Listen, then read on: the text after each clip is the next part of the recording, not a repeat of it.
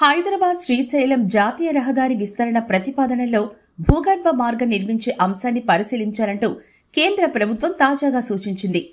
SLBC సొరంగంలో సహాయ చర్యల్ని పరిశీలించేందుకు వచ్చిన కేంద్రం ఉపరితల రవాణా శాఖ అధికారి భూగర్భ మార్గం నిర్మాణంపై అధ్యయనం చేయాలంటూ కేంద్ర ఉపరితల రవాణా ప్రాంతీయ అధికారికి సూచించారు. మననూరు నుంచి ఫరహాబాద్, వటవర్లపల్లి, దోమలపెంట మీదుగా పాతాళగంగ వరకు ప్రస్తుత జాతీయ రహదారిని విస్తరించాలని భావిస్తున్నారు.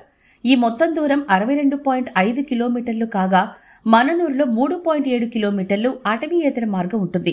టైగర్ రిజర్వ్ పరిధిలోకి వచ్చి మిగిలిన 58.8 కిలోమీటర్ల దూరం భూగర్భ మార్గం నిర్మాణంపై అధ్యయనం చేయనున్నారు. మలుపులు లేకుండా చేయడమే కాకుండా దూరం కూడా 12 కిలోమీటర్ల వరకు తగ్గే అవకాశం ఉందని అంచనా.